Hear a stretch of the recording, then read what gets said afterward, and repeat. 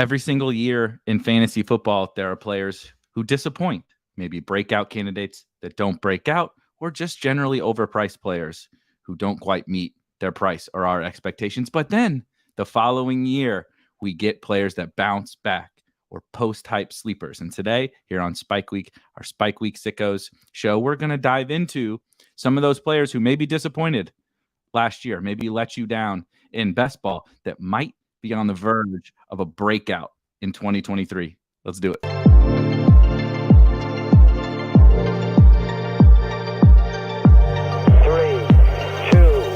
1, liftoff.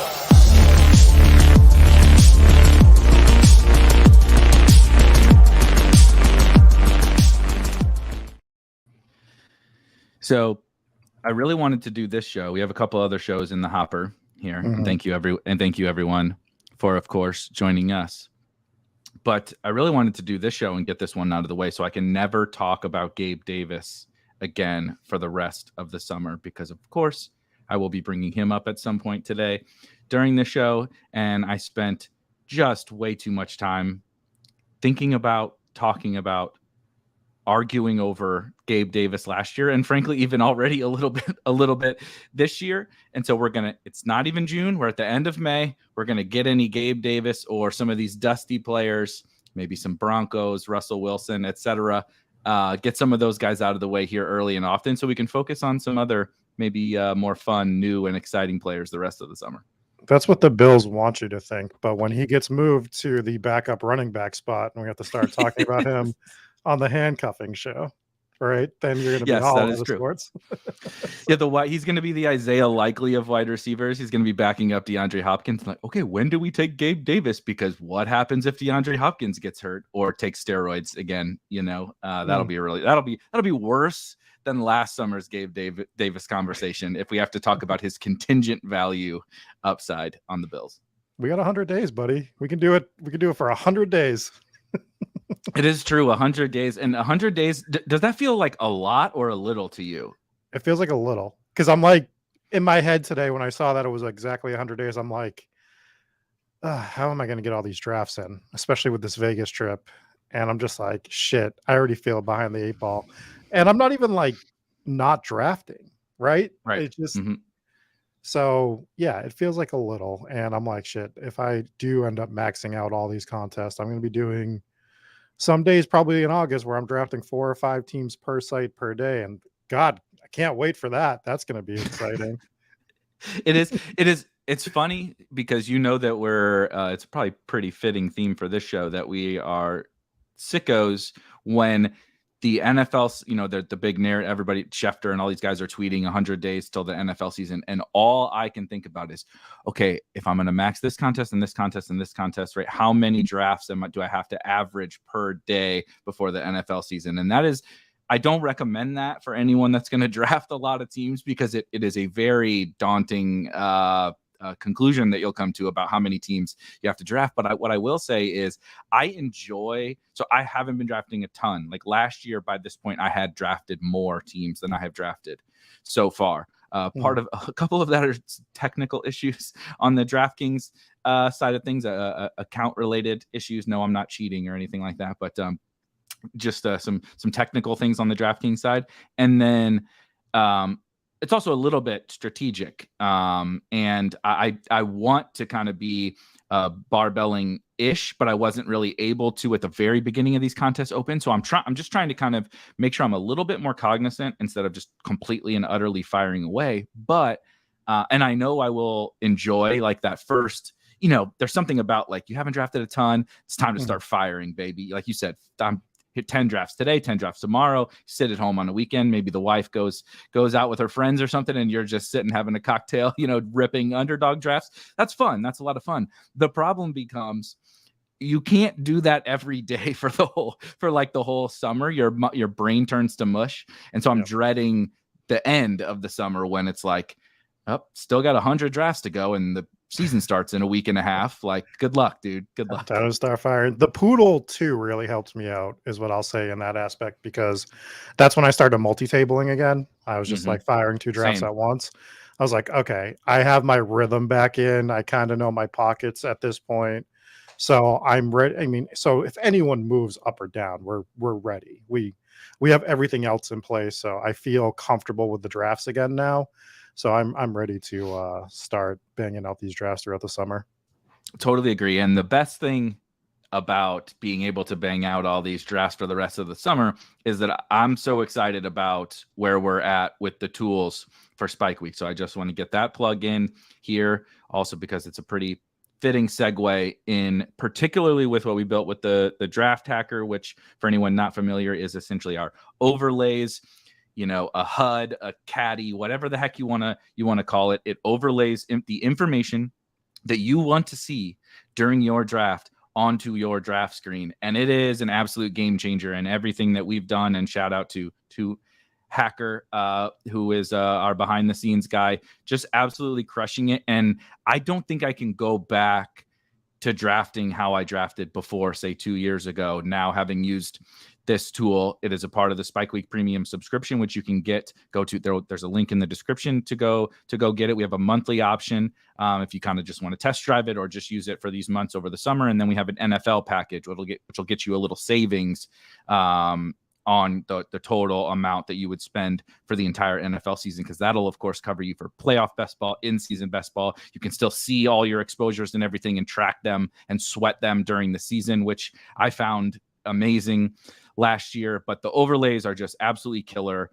The amount of options, if you want to see something while you draft, right, like absolutely any option is available for you to customize and see any correlation, any exposure across every tournament, player combination exposures, the age of every single player, just like absolutely anything you want to see is in these tools. And so I'm really excited to really start, like you said, multi-tabling and diving into these drafts. So make sure if you're getting serious about best ball this summer, I am clearly biased, but we've built stuff only that we want to use. This isn't like we're shilling some product that we don't care about. We built these tools because this is specifically what we want to use and we think best ball players want to use in drafts. So if you're getting ready to fire away this summer, I highly recommend checking it out. You can also get a free month if you want to test it out and you have not signed up for Drafters. You see in the upper corner of your screen, if you use promo code SPIKE on Drafters, you can get a free month to test it out. That's for new depositors only. Sorry if you already have an account, you're shit out of luck. But that is our little bit of housekeeping. It's time to get into some of these breakout players. Go ahead. Let me just say that with the tools, and not to just keep pushing them, but being able to do the first three player, like your first three draft pick combinations and QB combos to see your percentage with other players literally changed the way I drafted last year for the better. So yep. You don't have to do that. That's not a setting you have to have on there. But for me, if nothing else, that is the absolute number one thing for me is the player combinations between those first three, between generally my first quarterback taken. I don't so much do it with my second, but you could. So there's just it just makes you so cognizant of the teams you're drafting and maybe some of the things you're falling into. It's really easy to stumble into taking the same players every single time and taking the same players with other like you'll always be able to see, right? I'm just taking for me, right? I'm taking Damian Harris a lot. I'm cognizant of that, but like I don't need a tool to show me that. But I do need a tool to show me like what do my teams look like with other, like do all my Damian Harris teams have Rashad Penny on them as well? Because like of course I like both of those guys, but I'm trying to take a stand on this one player. I don't want to unknowingly also take a stand on another player with him, right? The point of taking that stand on I keep referencing 2 years ago, Felix, who won the DraftKings Millie, took a massive stand on Cooper Kupp. He took a stand on a handful of different guys, but like he took like 75% Cooper Kupp. You don't want to ruin that stand by not getting some other, right? By not getting Mark Andrews with him. And you just so happen to find out once we get to the season, you're like, oh my God, Cooper Kupp is a smash. I should be dominating, but you don't have any Mark Andrews. Or last year, you drafted Josh Jacobs like crazy. You find out you have Josh Jacobs, but you don't have any AJ Brown with him. Like, it's just an easy way to do that. And like you said, it's totally changed the way I play best ball and the way I draft my teams for the better, for sure. For the better. Maybe it'll get me away from things with say a Gabe Davis or the Denver Broncos or these types of guys. But let's start on some of these bounce back guys. So what we're going to talk about here today is everybody, I think, mostly understands what we would classify as a bounce back player or a post-hype sleeper, right? Someone who, generally speaking, we, not just Rob or I or you guys, the collective fantasy football industry, believed in to some level of confidence. Again, you see on the thumbnail, you see Russell Wilson and Gabe Davis. I thought they were probably two of the most fitting guys for last season, the Broncos in general, who to some level, to varying different levels, disappointed based on where they were drafted last year, and thus now this year are much cheaper. And now the whole point of this conversation is not just to say, here's the guys who I love to bounce back. There also can be some of these guys who are potential bounce back candidates who neither Rob or I or you guys in the chat, if you have opinions, please, by all means, share them. Maybe like, no, Russell Wilson isn't going to bounce back. Like, he's a bounce back candidate, but is he actually going to bounce back? So we're just going to go through kind of a lot of the different situations, of which there are many, that could be potential bounce back spots, because it can be really valuable to consider the fact that last year we were drafting Gabe Davis in the 4th round. Almost nothing has changed, assuming no DeAndre Hopkins. And now he goes, in the 80s, right? Last year we were drafting the Broncos like absolute crazy. All the Broncos were expensive, and I was drafting them too. And now, outside of Jerry Jeudy, they're all dirt cheap. And so it's one season, and of course it has value. We need to take into account what happened last season, but also sometimes shit happens, man. Like, it could have just been one fluky year. We did see someone like Russ bounce back a little bit. We did see Gabe Davis have some big games, even though his end of the season line was not amazing. And so we just want to dig a little bit into some of those, because, if we remove last year and we just look at the prices on some of these guys, it's possible we've overreacted a little bit to 2022. And there's some guys that might bounce back, and it's going to be my first guy, that we still might not want to draft at a high clip because they were so overvalued last year, right? So I'll just kick this off, and I'm going to start with the quarterback position. And you bring up Russ, which is a great one. The one that I think is going to bounce back the most probably, and I still don't know if I'm going to draft him a ton, is Herbert, right? Justin Herbert was the quarterback 3 off the board generally last year. I didn't want to take him. I didn't think he was going to end as the QB 12 overall in fantasy points. He was QB 13 for fantasy points per game. Lamar was a little ahead of him on that, but Lamar got hurt, so Herbert actually obviously scored more than him. But Herbert has, in the quarterback position, so weird that even though he's where he's supposed to be, it still feels too high, because he's going around like the 5th round right now, like in that just after Joe Burrow and Lamar, and well, Lamar's moving up, but you know what I mean? Like, yep, he's almost his own tier with Trevor Lawrence. Like, Herbert and Trevor, and Lawrence is falling a little bit too, so he is almost becoming his own tier.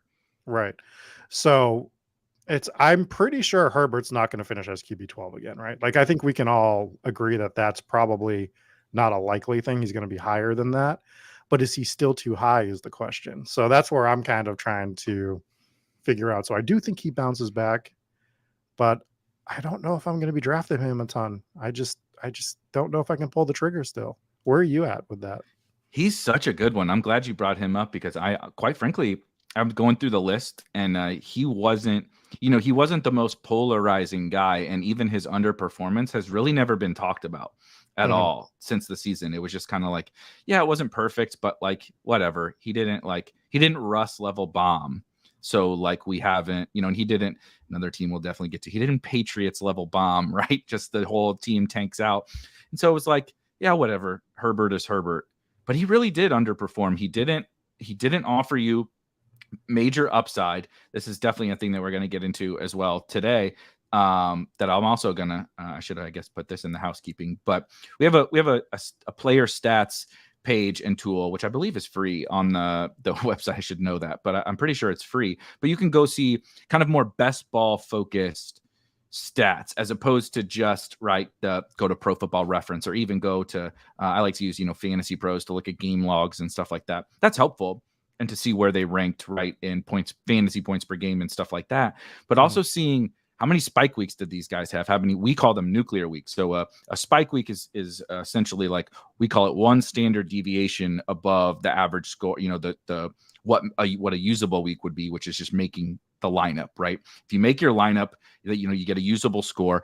A spike week is basically a standard deviation above that, and then a nuclear week is 2 standard deviations above that, meaning you just dunked on the whole field. You scored a ton more in that week than everybody else does. And Herbert just didn't really do anything.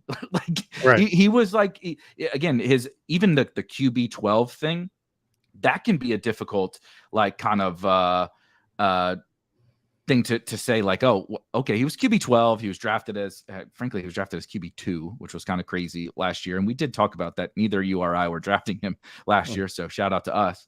But he had 0 nuclear weeks. So for reference, Josh Allen, who, Jalen Hurts dunked on basically, and Mahomes kind of matched. Josh Allen still had 3 nuclear weeks. Patrick Mahomes had 2. Jalen Hurts had 4. Patrick Mahomes had 3. Even Lamar had 2, and he didn't even play most of the year, right? Joe Burrow had 2. These guys are still putting up huge weeks. And then they're also putting up, Josh Allen had 11 spike weeks. Why is Josh Allen valuable? Because 75% of the time when he plays, you get a spike week at the quarterback position.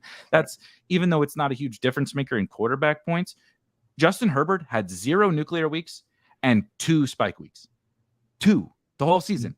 He didn't help you at all. And yet no one is talking about this, right? And we've lowered his price a little bit, especially relative to the elite quarterbacks. And so I'm in this weird spot where he's probably the player I know what to do with least, maybe in the whole player pool. So I'm glad we kind of started with him, because I can see it. The price is depressed. He's going in a spot now in the draft where, who is there that you really love? I'm sure some people have a guy or something like that, but I kind of like the tight ends there. I can talk myself into some of these other players. They're fine, but he's in a spot where the opportunity cost is not very great. Last year, the opportunity cost was massive, and we saw him ruin you because of that opportunity cost. Now, if we do, right, they drafted Quentin Johnston. Eckler's going to be back. Offensive line is still going to be pretty good. He theoretically is getting better. Mike Williams and Keenan are back. He's in a spot now where I think I probably should be drafting him, but I still can't really click that button.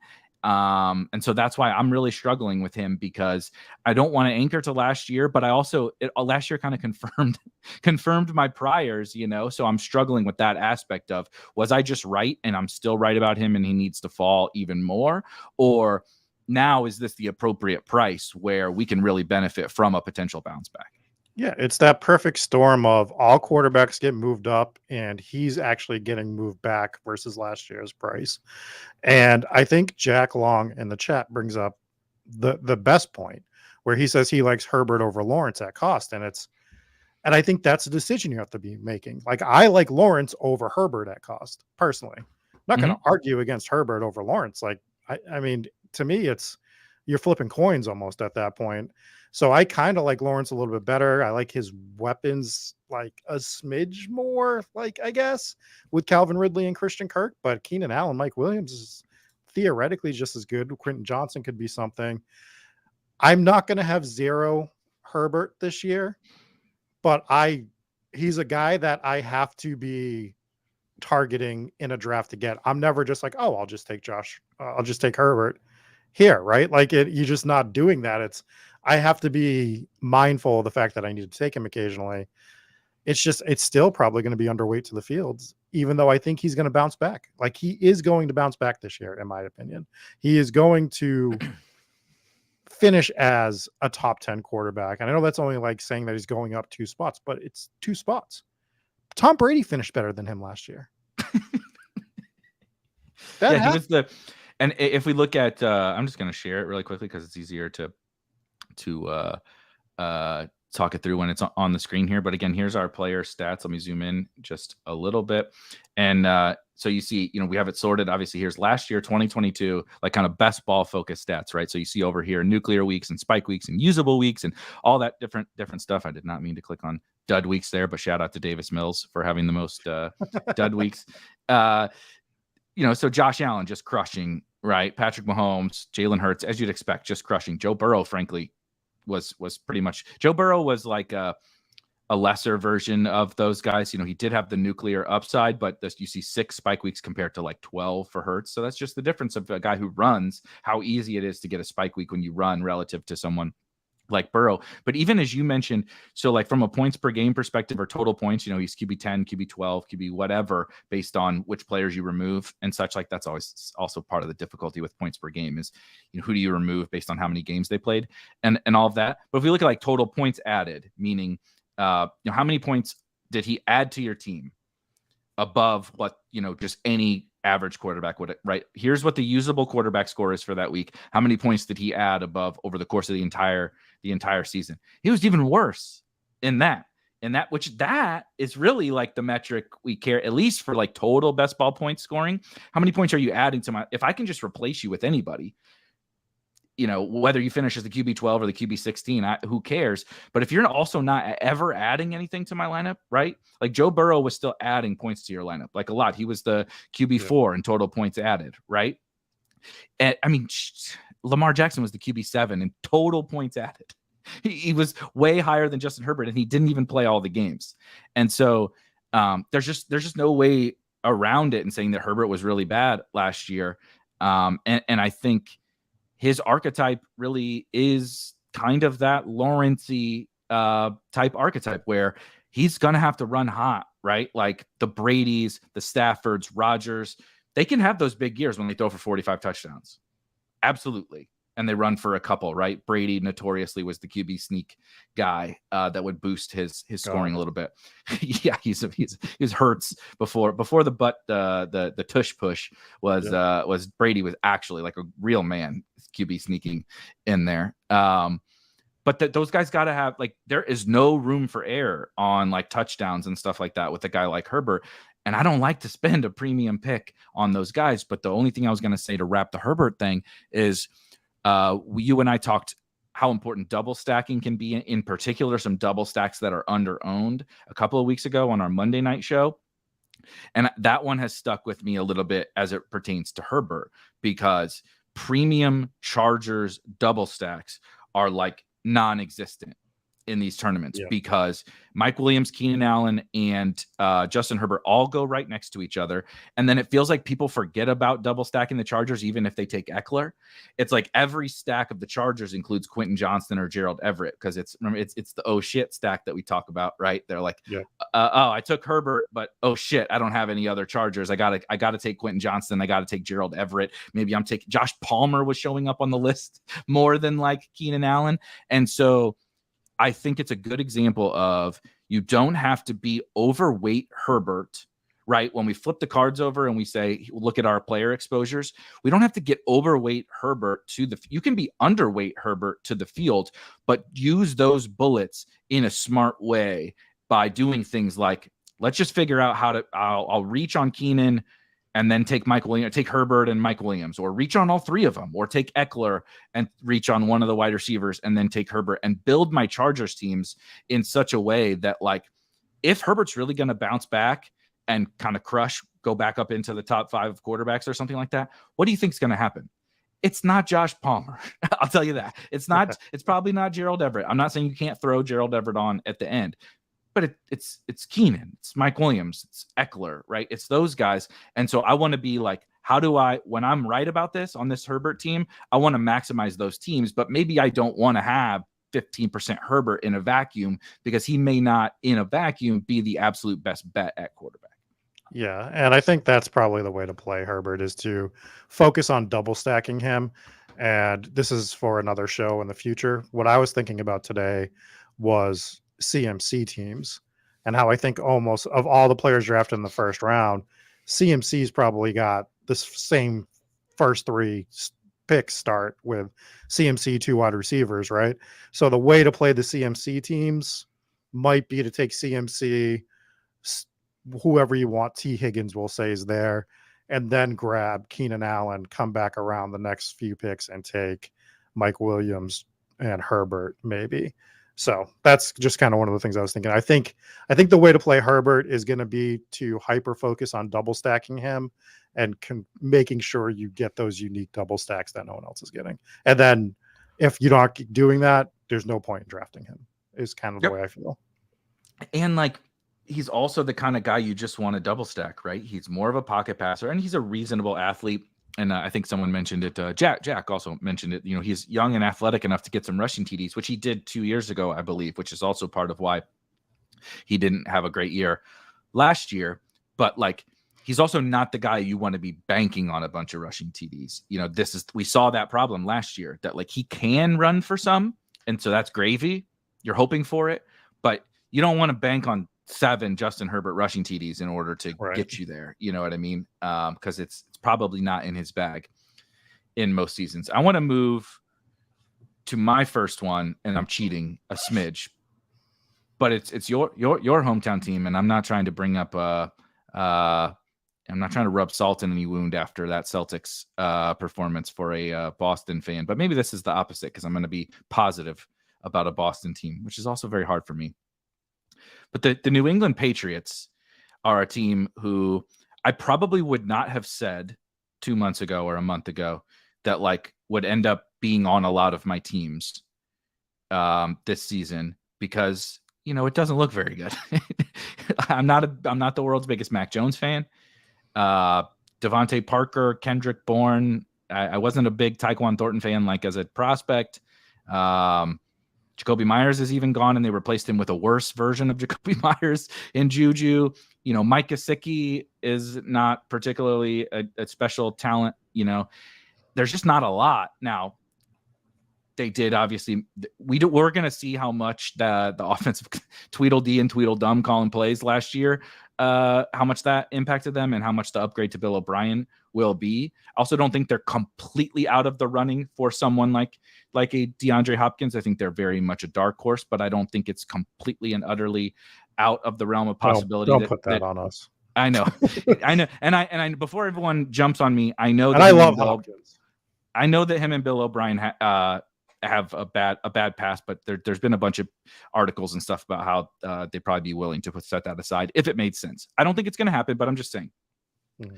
But 2 years ago, the Patriots were, like, by many metrics, a top 10 offense in the NFL. With this, what was the difference between that personnel? It was still Jacoby Myers and Kendrick Bourne, right? And Hunter Henry and Jonnu Smith and Damian Harris and Ramondre Stevenson. And it was Mac Jones.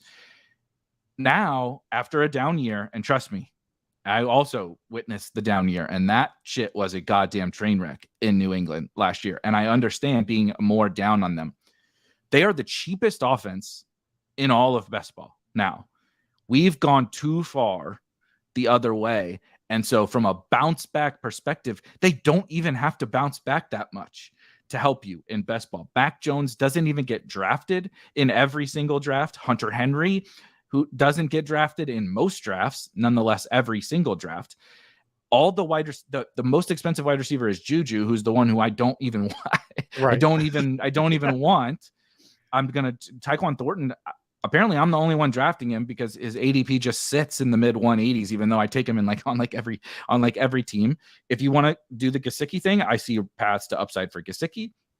Everybody likes Ramondre. I like Ramondre too, but no other running back besides Ramondre gets drafted, right? Whether you're a J-Rob guy or a Pierre Strong guy or Kevin Harris or whatever, there's just like the whole offense you could put together like a mega Patriot stack with your last 4 picks. And like, there's no other offense that you can do that with. And we're 1 year removed from them actually being a really good offense, like not just like better than what we're projecting them in fantasy right now, but like legitimately a significantly above average NFL real life offense. And I'm not saying I'm predicting them to bounce back. It could be bad. Maybe Max sucks. These receivers don't look very good, but like that didn't matter 2 years ago.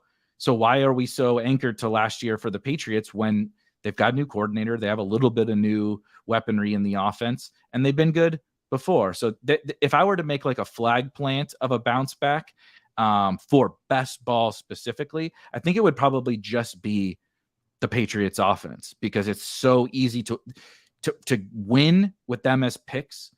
It's like the easiest win in all of drafts right now. Yeah, and Tyquan Thornton is like the quintessential round 16, 17 guy. He's 4'2", 40. He's gonna get you games where maybe even 2 or 3 times during the year, and that's all you need from like a round 16 or 17. We talk about auction value, right? Round 16, 17 players are $1. If I told you that you could spend $1 on a player that's going to hit your lineup like 3 times a year, and you don't have to start him because it's best ball, you'd be like, yeah, sign me up. I'll take him. Tyquan Thornton is the guy right there for me. I'm grabbing him a ton too. I do the backdoor oh shit stacks with the Patriots because they are the easiest oh shit stack of all time. Yeah, it's just so easy. You can grab either of the tight ends, like you said. You can grab Tyquan Thornton. I am not taking Juju because, God, why would you? And you can still, and I'm still fine stacking Mac Jones with Ramondre if I have Ramondre. Mm-hmm. Why not? Yeah, absolutely. Right? So, like, that stuff's fine for me. So, I mean, I think look, it's almost cheating because they have to bounce back based on what they did last year, right? Like, it's impossible to be can't as be worse as they were last year. Like, famous last words always are, this can't be worse, right? I don't know how it gets worse though. I really don't know how. The question is, how much better is it going to be? And I don't think it's going to be insanely significant strides, but I think there's value, right? So like they're not a dead team to me. I talk about dead teams all the time. And the caveat's always the tight end position, because I'll still grab a tight end on a bad team. But there are some dead teams to me out there, and the Patriots are not one of them. Raiders are dead to me, right? Oh, boy. So like the anti-bounce back has to be, if we're going to go the opposite direction, it's got to be the Raiders. It's going to be a train wreck this year over there. Like it's just going to be bad. So and their value is too high. Devontae's in the first, Josh Jacobs in the second. So yeah, the anti-Raiders team is the Patriots, where you're getting these 17th, 18th round guys. Are they going to be guys that should be first or second rounders next year? No, but they probably should be like 10th, 11th round picks in that mix with Tyquan Thornton. The tight end position is so depressed that like whatever, but Mac Jones is probably way undervalued, I would say.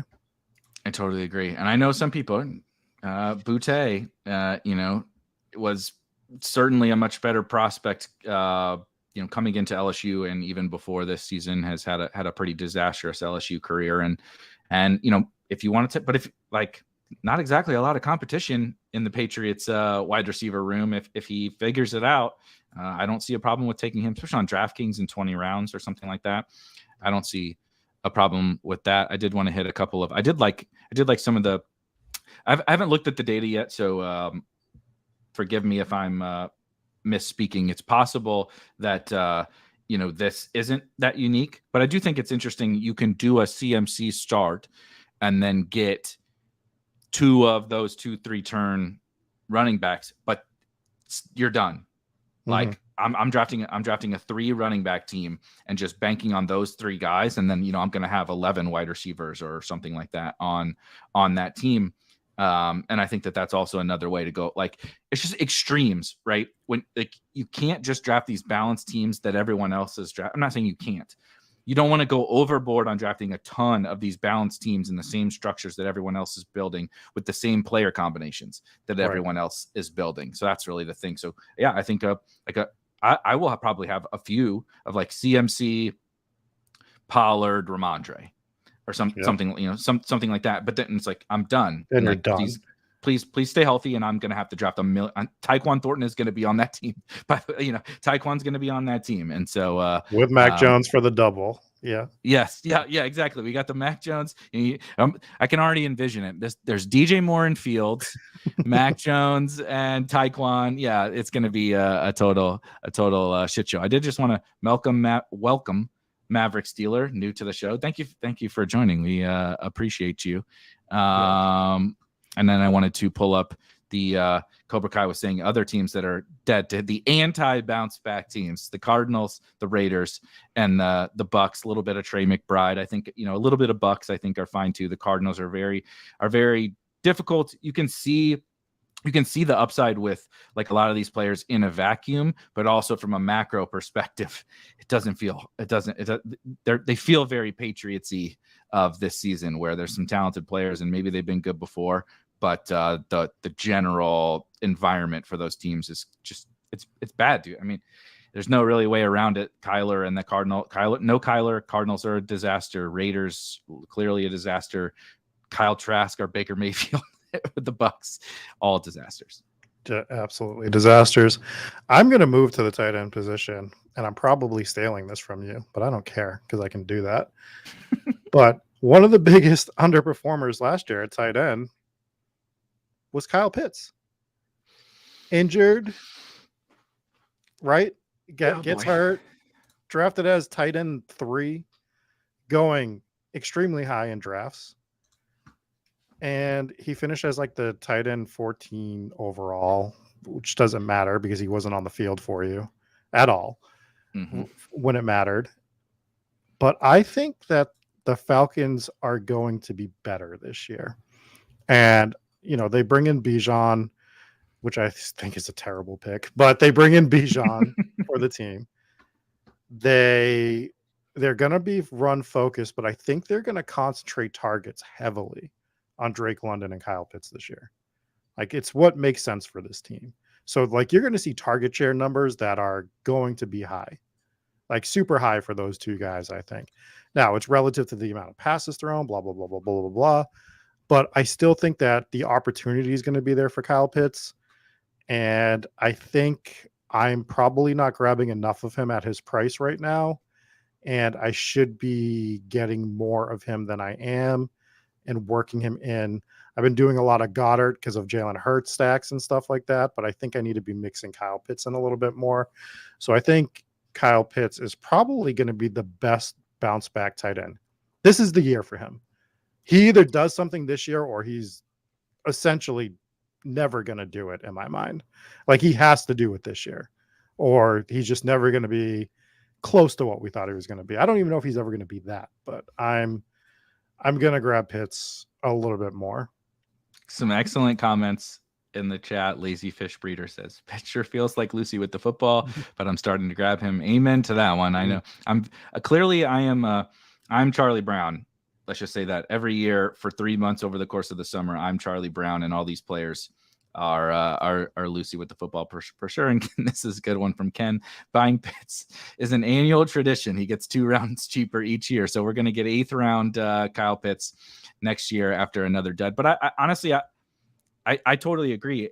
I'm going to kind of start at the end, but I've actually been starting to plan a little bit more of my drafting around the fact that George Kittle is a late 5th round pick and even sometimes might fall to the early 6th. And the fact that Kyle Pitts is an early 6th round pick. And so I kind of know that if I still want to get an elite tight end, that's not obviously Kelsey in the first, but is not Andrews or Hawkinson, I can get those guys around. Again, we talked about that dead zone of the draft where that's why Herbert makes sense there.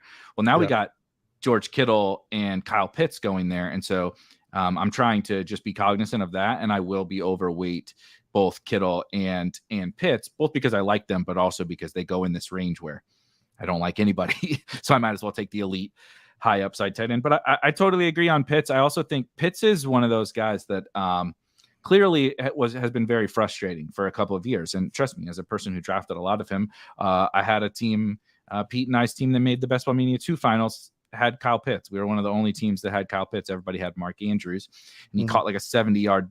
It wasn't a touchdown, but he caught like a 70-yard bomb and pulled his hamstring. So we got the full Kyle Pitts experience there in week 17 2 years ago, and then obviously last year was just disastrous. But it wasn't disastrous because of Kyle Pitts.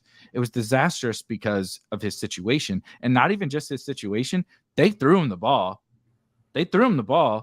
Mariota was just Awful. Horrible. Kyle Pitts, and I think I apologize. Somebody has tweeted this. It was probably like Harditz or Dwayne McFarland or one of those smart guys that post some really good kind of general football stats on Twitter. So I apologize for whoever I'm quoting and not citing you, but was like something like it was somewhere like between 30 to 40% of Kyle Pitts' targets were uncatchable. Yeah, that's like he had the highest uncatchable rate, I think, in the league. It's something around that general idea, and so Mariota was at like 26 or 27% or something in that range overall, which is right mind-numbing. I mean, yeah, at 1 out of every 4 passes, not off target. Uncatchable. Like it's uncatchable. It's physically not possible for the biggest mutant tight end of all time. Like Calvin Johnson couldn't catch it. Like nobody, Randy Moss could not catch that pass. That's how bad it was. And so he was getting open. I also want to share quickly about Pitts a little bit. I think his season goes a little bit, because it was so disappointing based on what our expectations were. So this is just kind of a data table or whatever. But you see Kyle Pitts here at the second among tight ends. So despite the fact that we thought he really saw. Oh, this is 2021. Excuse me. I screwed it up. Let me go to 2022. But in 2021, you saw he was second in total air yards amongst all tight ends. Last year, in just 10 games, right?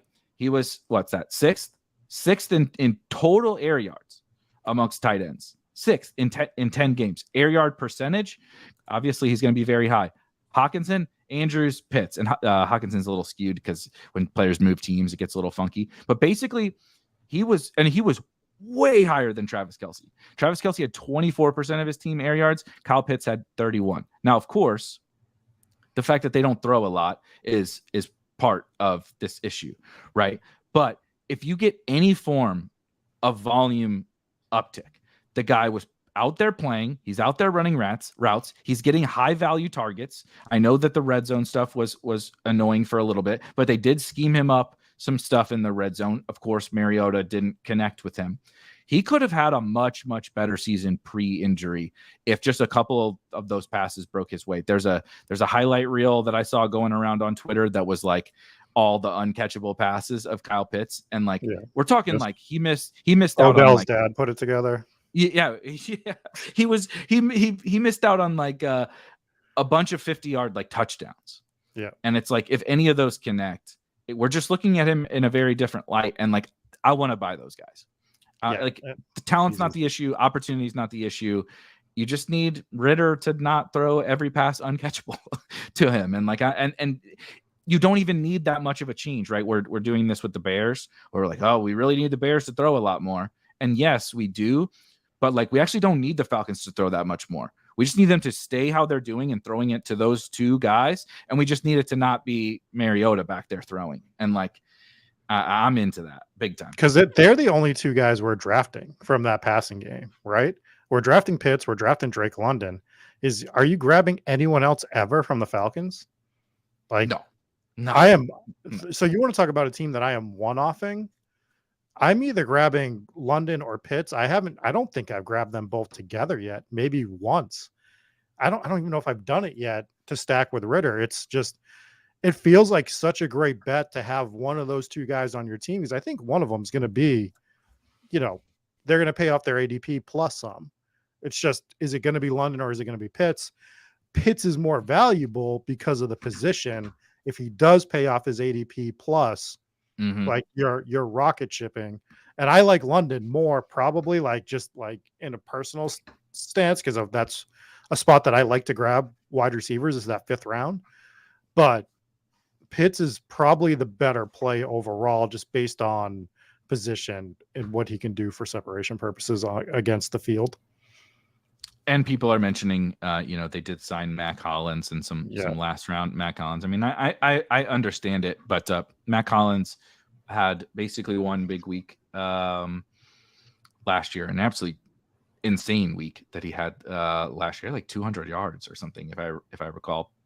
But little different situation playing for the Falcons and Desmond Ritter than with the Raiders in. But I get it. I'm not going to throw shade on a dart throw kind of downfield wide receiver in the last round. Yeah, if you're doubling, whatever. Like if you got Ritter and you just want to double stack and grab Mac Hollins, or you're just taking a flyer, I mean, it's fine. But you're never going out of your way being like, shit, I need Mac Hollins on this team. Right? No. So. No. This is definitely true. Arthur Smith has a type. I think we've figured out. If when Kyle Pitts, Drake London, and Mac Hollins like walk out together somewhere, it's like these all 6'6", 240-pound mutants out there, and then of course he doesn't throw the ball to them. He runs it with Caleb Huntley or whatever. But another similar wide receiver who I am just going to get this one. We're going to get this out of. That's good. Clip the Mac Hollins takes. We're just going to get the other downfield flyer out of the way, and it is assuming again we're getting the DeAndre Hopkins. We're assuming nothing with DeAndre Hopkins happens with the Bills. If DeAndre Hopkins does not go to the Bills, I really do believe Gabe Davis is undervalued this year. I think you could obviously make the case last year that he was overvalued, and certainly he did not perform to the level of, being steamed all the way up to the wide receiver 17. But I also think he's a little bit like Pitts in the sense that because the conversation around him was so outrageous and nobody was being really very serious and wanted to, it was so just toxic, everything around Gabe Davis. So the fact that he didn't, like totally break out and have a monster season, everyone views his season as much worse than it actually was. And so in total points, right, he was the wide receiver 23 compared to being drafted as the wide receiver 17. So if we're doing that, okay, not great, but not awful. Now points that was cumulative points. We look at points per game or points added. He was worse, but like from a points added perspective, again, we're talking about total points added, wide receiver 28. That's not great, but let's look really quickly at some of those other wide receivers that went in that range last year. Remember Allen Robinson? Total points added, wide receiver 66. Okay, was I supposed to draft him? Remember Brandon Cooks? Total points added, wide receiver 39. Worse, right? Like even like Terry McLaurin, who went around there, total points added, wide receiver 19. He was a little bit better, but was he like a stone cold smash? No, he was just like, fine, you're fine. He had one big week, one nuclear week, 7 spike weeks. When we look at Gabe, he had 2 nuclear weeks and 5 spike weeks. Like he still helped you. He was not, if you lost on a team that had Gabe Davis, he wasn't the reason that you lost. Did he necessarily help you win? No, of course not. He wasn't like carrying you through the playoffs. He wasn't the Cooper Kupp smash of old, but he still provided big games. He provided a bunch of usable scores. And clearly we saw in the 1 week when he did drop 30 something fantasy points or whatever it was, he had the level of upside on a weekly basis that can absolutely take you over the top. And so I agree that old price last year was probably a little bit hefty and very meme-ish. He was the expensive Sky Moore or something, if you will. But now that is adjusted, right? So even if you get last year's Gabe Davis, right? He doesn't improve. He doesn't get it. Doesn't score any more touchdowns. Nothing in particular changes about Gabe Davis. You get the wide receiver 33 in points per game added. Would you like to guess what wide receiver number in ADP he is drafted this year? 32. 40. So even, I was going to say 37. He's the wide receiver 40, and he's risen a little bit. Not a lot, but he's risen a little bit up there. He's the wide receiver 40 by ADP. And even if you get last year's, he outperforms that. Right. Mm-hmm. And so we have, to quote our good friend Mike Leone, we have jumped the shark on Gabe Davis because he didn't meet our way too lofty hopes and dreams from last year. And now he went from a big loss, maybe big win, small win player last year and at wide receiver 17 to now, like, as long as Hopkins doesn't sign there, like you can't lose on Gabe Davis. Because like we saw last year, just a floor-ish outcome for him is still 5 spike weeks. And then the wide receiver, somewhere in the wide receiver 25 to 30 range. Like I just we do this with some of these guys where they don't meet our hopes and dreams in a year, and then we plummet them, but like we plummet them way too far. And I think Gabe is just one of those examples of those guys. And he's a best ball pick. You don't ever want to have to start Gabe Davis, but you can get him at wide receiver 40, and every time he has those 5 big games, you get to use that score. Please pray to God it's in the playoffs. Like, that's exactly the kind of guy I want to target at wide receiver. But he's exactly who I thought he was last year. When you look at these numbers, just look at the nuclear weeks, the spike weeks, and the dud weeks.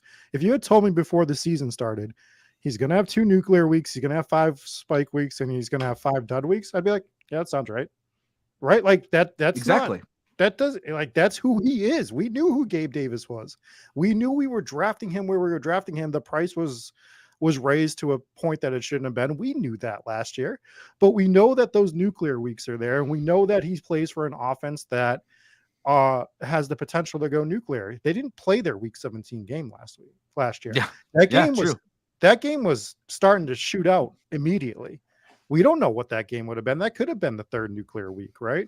Like, all you need to do is take that week 1 and move it to the playoffs. And Gabe Davis was a win because of that. And we know who he is. You know who Gabe Davis is. I don't get the arguments. It's Mike Williams all over again. You know who Mike Williams is. You know what you're going to get with Mike Williams. You know you're drafting him because he has the upside to be the wide receiver 1 any given week. He's just got that freakish talent. Gabe Davis has the ability to be the wide receiver 1 on the week at a reduced cost versus a lot of the other guys that will normally be the wide receiver 1. Right. So like, I don't understand like the recoil on Gabe Davis from last year. I love the price.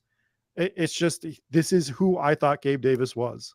And I don't know what people were expecting out of Gabe Davis. Yeah. And the thing is, he is young. It was his first full-time season. So there is a certain percentile at the top of that range that says maybe he does take a step. And that's why we draft young players. Everybody's talking about Jahan Dotson in that range, who I also love. Yep. He's not a bounce back because he already had an awesome year last year. But everybody likes him. It's the same thing. If Jahan Dotson does what he did last year, great. But he's a young player, who's a little bit lower on the pecking order in his particular offense. Maybe he takes a step, right? That was the thing about Gabe is we knew, as you said, we know what he is. We know we're getting this. We know we're getting 5 to 7 big games and a bunch of other meh. But there's also a little chance maybe he gets a little better as an actual football player. So like, if I know I'm getting this and there's a chance as a young player that he just improves a little bit, like that's a home run pick. Like same thing with Jahan Dotson. That's a home run pick. I know I'm going to get a bunch of good games. And, there's also outs that he just really improves as a football player. Like those are the guys I want. That's why like the Brandon Cook, right? Everybody would argue last year, you got to take Brandon Cooks. You got to take Allen Robinson. It's like you're swinging for a single or a double. Like you're praying that this old guy hangs on, right? He hangs on to above average fantasy production. Like I know I'm getting above average fantasy production from this guy, and I have outs to a small percentile where he takes a big leap. Those are the guys I want. And I feel like this year in particular with guys like Gabe, you want to throw Dotson in there or whatever.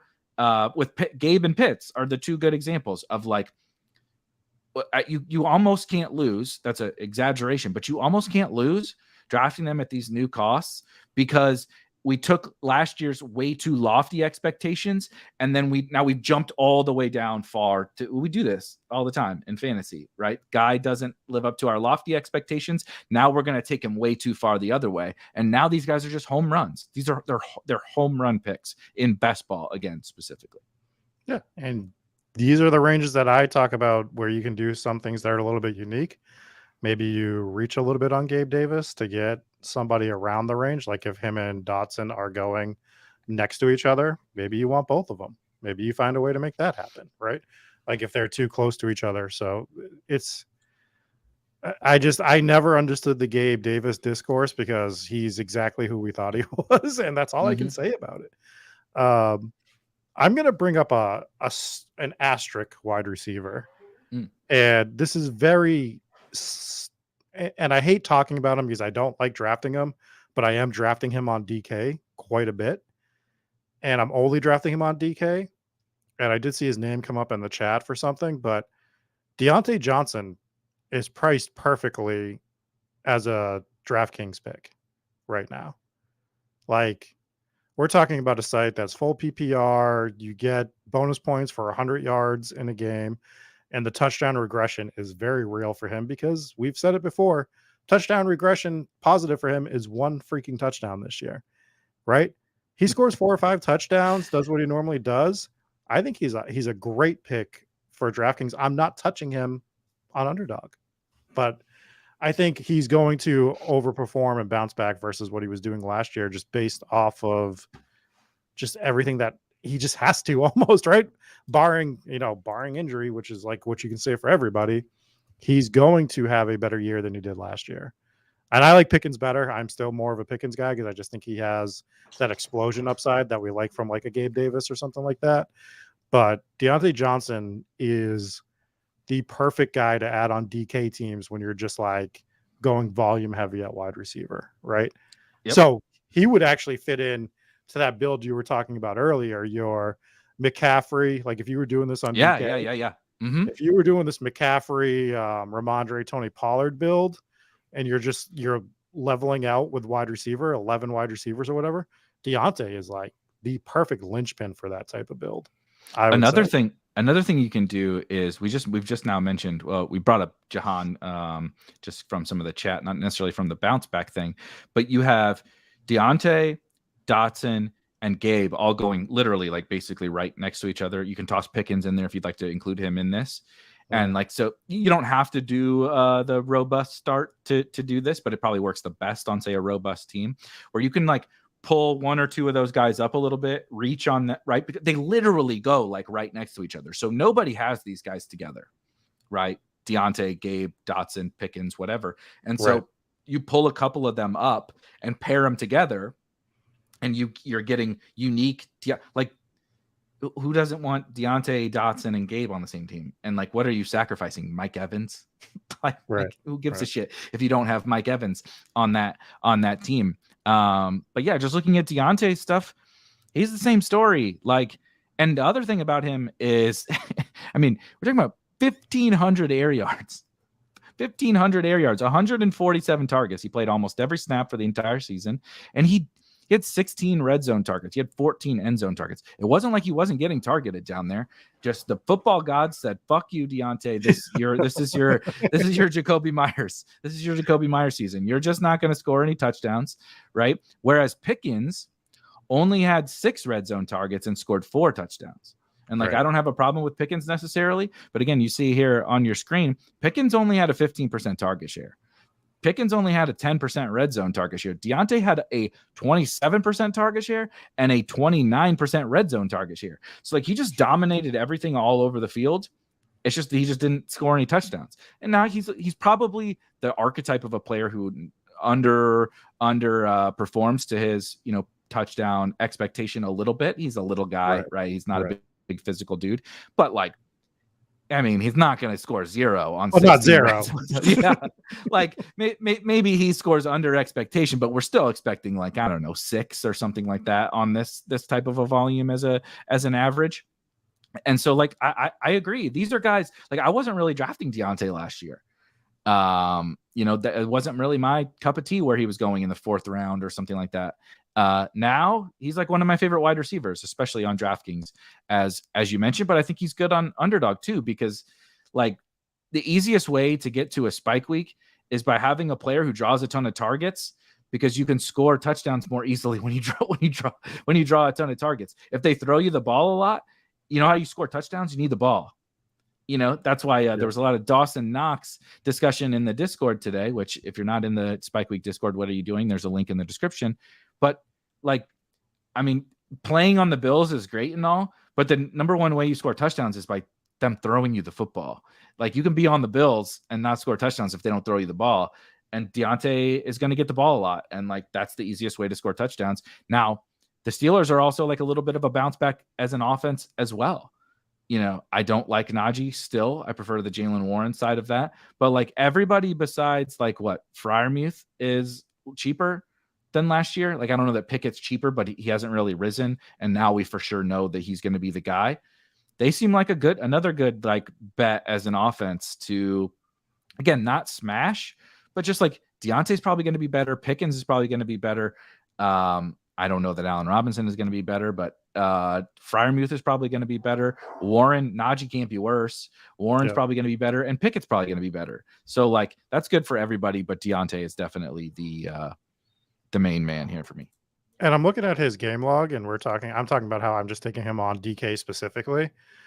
Do you want to take a guess at how many 100-yard games he had last year? Because you might be surprised by that answer. I don't know what it is. Let's say 4. 0. Holy shit. Which is shocking, right? But he had like a 98-yard game, an 82-yard game, an 84-yard game. So let's say he gets 400-yard games this year, adds a couple touchdowns. His value on DK increases tremendously because we're getting that extra, bonus points on that. And that's something I'm starting to dive into a little bit more on the DK stuff is some of that bonus stuff I've specifically been looking at like it for quarterbacks right now, but stuff like this is real eye-opening as well because he's getting, 10 to 13 targets on the regular in his offense. So if he's getting 5, 6, 7 catches, 100 yards, he's so much more valuable on DraftKings than he is on Underdog with all that extra stuff. And the touchdowns almost don't even matter. You want them, but everything else for him is like gravy for DraftKings, in my opinion. I totally agree. I totally agree. So the last bounce back that I wanted to bring up is the second one on the thumbnail. And it's not because I believe that this offense is going to bounce back. Frankly, if you put a gun to my head, I would probably say no. I don't think that they're going to bounce back. But I think they're maybe the most interesting bounce back to consider, and that is the Denver Broncos. And I don't think it just has to be Russell Wilson, but obviously the bounce back is going to have to be keyed by Russell Wilson being better. We went from last season, the Denver Broncos being the steamiest offense of all time, right? We were all singing their praises. Oh my gosh, they have so many talented wide receivers, Javonte Williams and Melvin Gordon, Alberto and Greg Dulcich. And now you drop in a Hall of Fame quarterback in Russell Wilson, right? That's all they needed. Now it wheels up.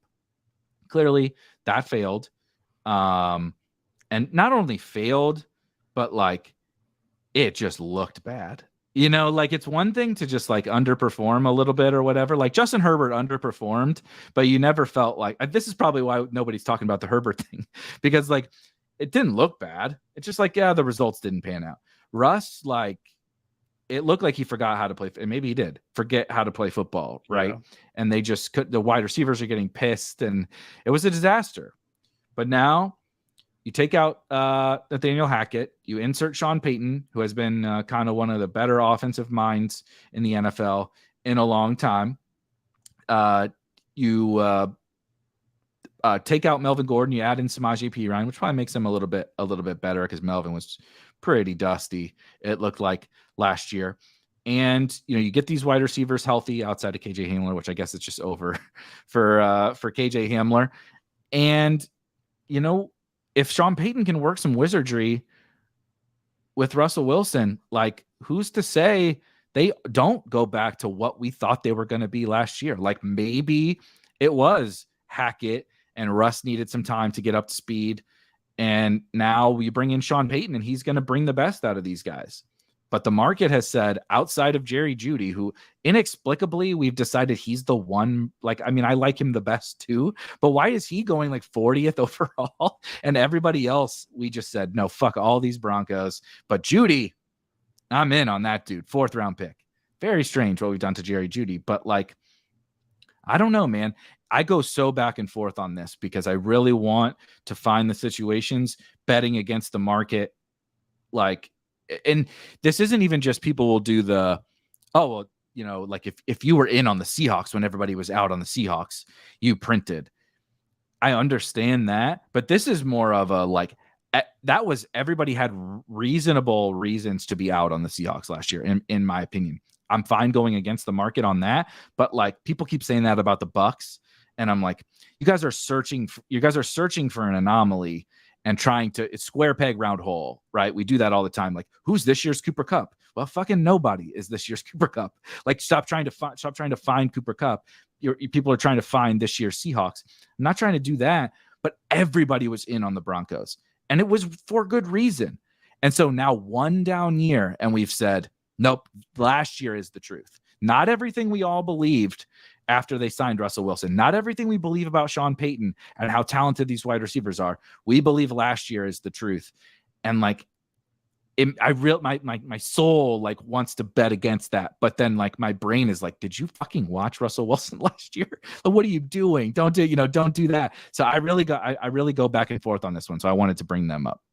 Yeah, they're tough because my mind goes to, especially with all the talk we heard off season after Sean Payton went there, right? Like trading this guy, trading that guy, all these rumors. Nothing was ever solid, but there was a lot of rumors. My concern is Sean Payton is just ready to tear this team down and rebuild it the way he wants to. So like he just doesn't give a shit this year, right? Like it's the I think you should leave meme where the guy's just going around like, I didn't do shit. I didn't do this. Like that's Sean Payton. He's like, I didn't build this team. I don't give a shit about this team. And he just tears it completely down.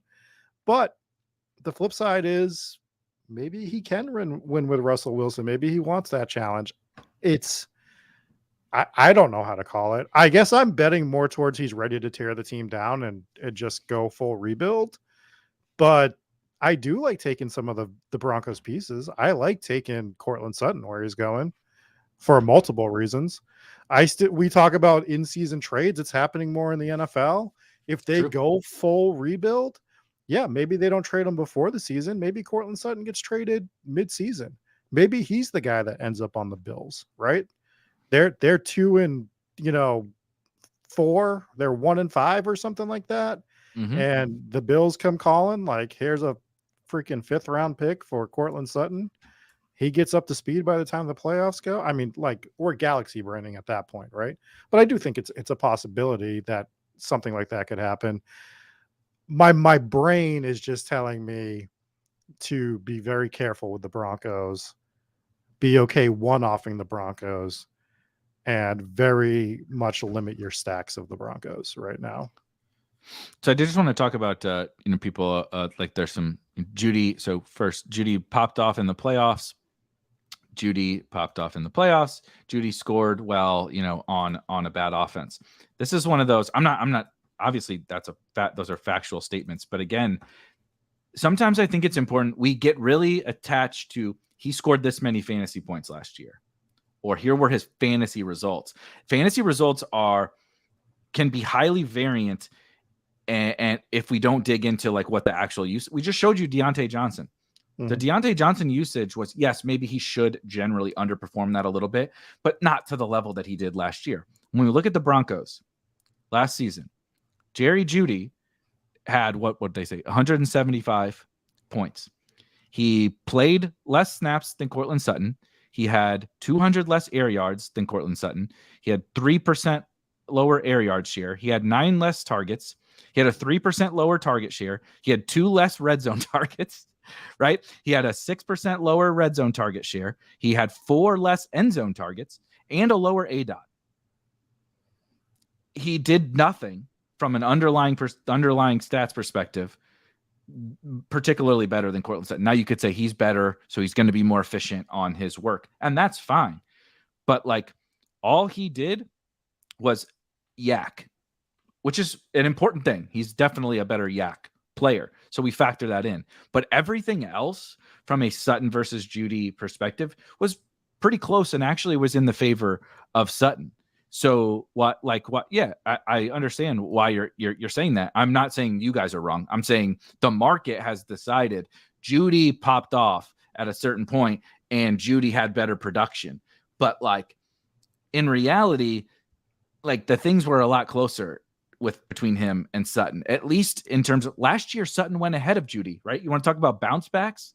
Sutton was going before Jeudy last year. And all of this that I'm showing you right here is like, I don't know, which one would you rather have? To me, it's the top guy. But he goes at almost pick 100, and the second guy goes in the 4th round, right? So if we're talking even bounce backs from specifically within this team, I'm not a big Courtland Sutton fan as a football player, and I agree it feels kind of like an uncomfortable click sometimes because of the Broncos sentiment, but like there's plenty of reason to be on Courtland Sutton over Jerry Jeudy, specifically at price. And so I just wanted to kind of show that up. I definitely, I mean, I think Judy's a better football player. I totally agree with you. But like sometimes better football players don't always score more fantasy points. Like that, it doesn't always work out that way. The last thing on the Broncos, go ahead. He's Gabe Davis this year, right? Like he's going around the range that Gabe Davis went last year. I like it. He has the nuclear upside because he can go nuts. I mean, he had 6 touchdowns last year, but 3 of them were in the Kansas City game, the first one, right? Correct. Mm-hmm. He had a good playoffs. He didn't score a touchdown week 15, 16, or 17. Like, so he was fine in the playoffs. Nothing crazy. Let me look at that.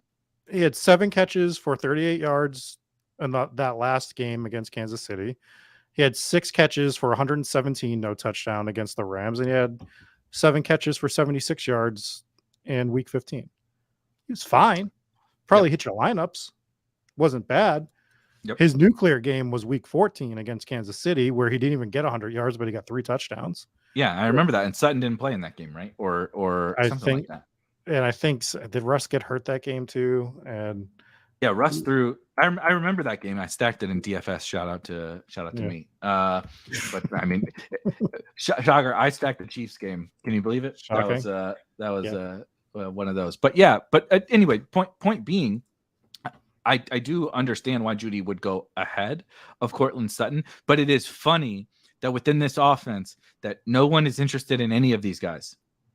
Right? None of them basically go in the top 100, or they go barely in the top 100. And then there's one guy that we've said, yep, I love him. I love him. It's kind of Patriotsy, right? They're a little pricier, but it's like, I understand why everybody loves Ramondre, but like, if the Patriots are really so bad that we can't draft any of the other, like literally we can't draft any other Patriots, I don't know that I want to take Ramondre at the 2-3 turn, and so something has to give. And to me, it's just, Ramondre should go there, but the Patriots are underpriced. And I think with the Broncos, it's kind of a similar situation. Jeudy either should probably go where he goes, but that probably means some of these other guys are underpriced, because it's going to be hard for Jeudy to be a top 15 wide receiver if this offense is really this bad. But then the other side could be true, that if the Broncos are as bad as they were last year, like it's probably also not going to be a very good thing for Jeudy, like you said, because I agree that if the Broncos are going to be this bad, it's not going to be last year where they just keep trying it. It's going to be, we're burning this fucker to the ground. Like Sean Payton we're done with Russ. We're going to see if Russ still has it, because they can get out from Russ after his contract after this year. They have to eat some money, but like not a ton. Yeah. And so this could be the experiment. And if Russ sucks for 6 or 8 weeks, they could trade everybody, burn it down, and Sean Payton's going to start over. So that's the risk that didn't exist last year for the Broncos, and that's why they're harder to click. I think you're going to know by week 3. Like I think they're going to be that. It's going to be that deliberate, where if he thinks that he doesn't have a team, because I think he's going to know before week 1. He's going to give the experiment He'll a at chance. least know how he feels about this, right, for sure. Right. And then if it like establishes his priors and they're 0-3 or 1-2, they might just burn this fucker all the way down to the ground. You might see one of the 2 wide receivers go somewhere. They just start stockpiling picks. They shut oh my God, what's his name down? Like Javonte, yeah, they shut Javonte down just to get him ready for next year. It's another reason I'm grabbing a ton of P. Ryan, because they don't care about Samaje P. Ryan. Just fucking run him into the ground this year, right? Like run P. Ryan into the ground as much as you can. So I think that's probably the likelihood. But to the chat's point, if anyone is going to pop off in a playoff game and get you like that league winning week, it is Jerry Jeudy. But understand, he's probably a lower advanced rate guy that has tournament winning upside. Like You know what you're getting. Know what you're getting. Don't fall into the Gabe Davis thing last year where you think Gabe Davis is going to be this like, Hall of Fame Randy Moss level player all of a sudden. Jerry Jeudy is very good at football, but he is very specific in the sense that he has nuclear games and then he has duds. And that's who he is as a player. That's what we've seen over the number of years. We definitely saw it last year on this offense. So just know what you're getting. Like, you guys just have to understand what you're getting when you draft a player. And that doesn't mean it's a bad pick. It doesn't. If if you're building a certain type of team, it's fine. I don't want Jerry Jeudy as my number one wide receiver. If he's coming in as my third or fourth, beautiful, right? Like if I'm getting early wide receivers, Judy's fine. If I'm grabbing that McCaffrey, Pollard, Ramondre team, I generally don't want Jerry Jeudy as the number one. And if he is, then I got to make sure I build the rest of my wide receivers properly around that. Where it is, I do got to get a Deontay Johnson and stuff like that. So Hopkins is really fucking with our brains here. He needs to just sign so I can stop thinking about how he's going to tank any of my guys. He's torching all my teams because he's going to the Chiefs.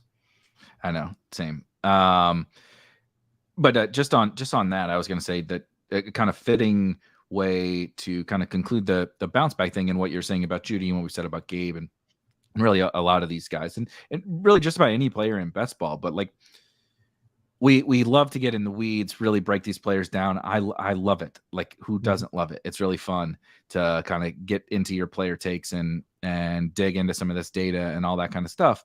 At the end of the day, the reason you're doing that is because every player is like a chess piece.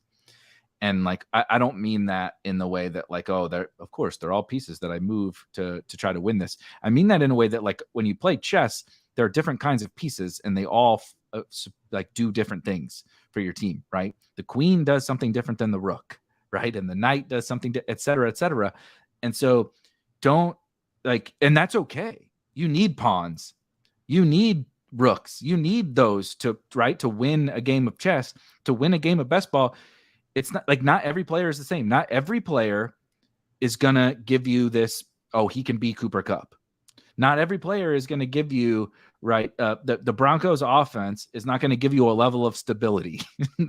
Like, it doesn't mean that the Broncos offense is a bad stack to draft. If you wanted to say the market says they suck, if they're wrong, I'm going to win all the money by stacking the Broncos. I would say that makes total sense. That makes perfect sense. But you have to know what you're getting yourself into, because you could go to zero. You put your money on the Broncos, and that's okay. I love taking. I mean, you saw me, Gabe Davis, Kyle Pitts, Trey Lance. I'll draft all these crazy dudes. But like, you have to know what you're getting. We're yourself lucky into. Eric has a shirt, because yes, almost had to sell everything.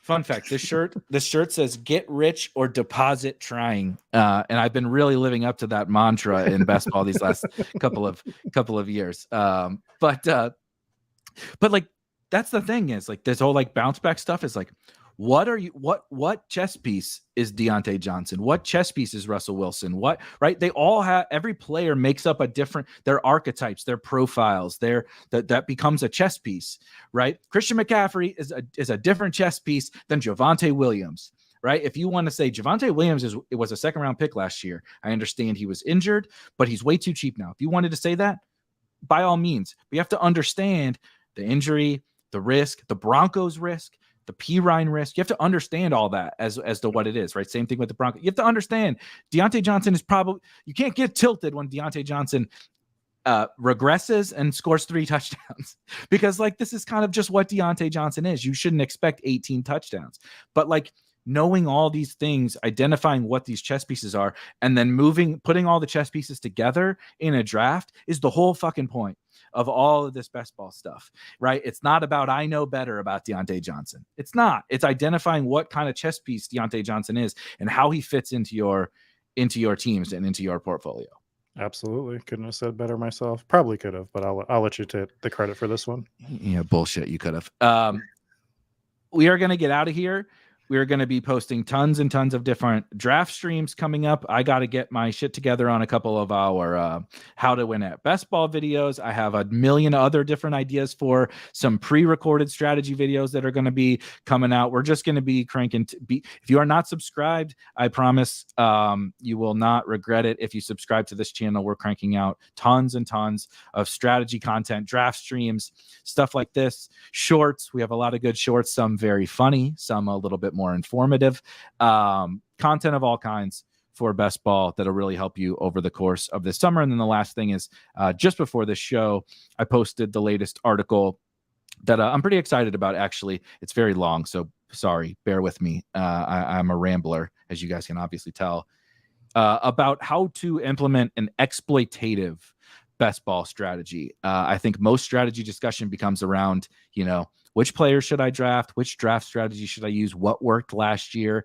and all of that. And I think our best way to really win is honestly none of that. And it's how do we exploit some of the gaps in the market. And I think it was a fitting kind of thing to read in relation to this discussion about bounce backs, because bounce backs can be one of the easiest things to exploit, right? Last year, we were excited about the Broncos. Now everybody's out on the Broncos. If we're wrong, you can exploit that. And so tons of other examples around that. So make sure to check that out. But Rob, anything else before we get out of here?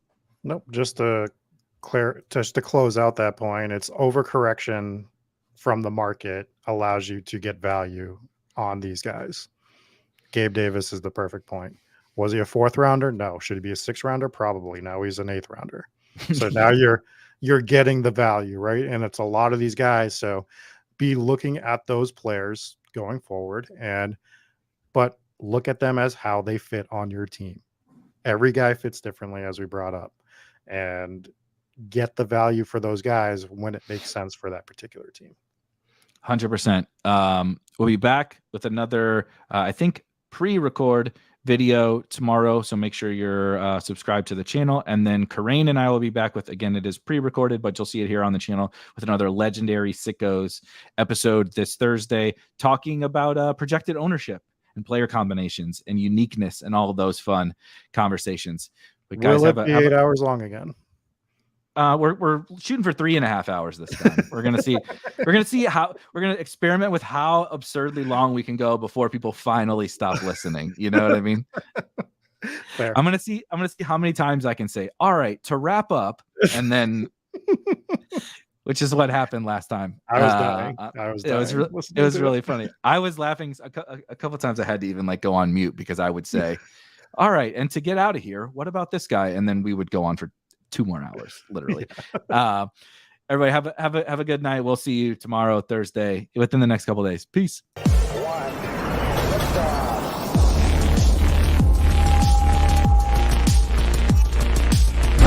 Woo! Those were some spicy takes. Want to stay up to date with all of the other spicy takes we're going to have over here at Spike Week? Why don't you press that subscribe button below? You turn notifications on. We draft a team. Boom. You know about it. We have another spicy take. Boom, you know about it. You can be there. You can draft with us. You want to stay up to date. That's how you do it. All right, we'll catch you later next time here at Spike Week.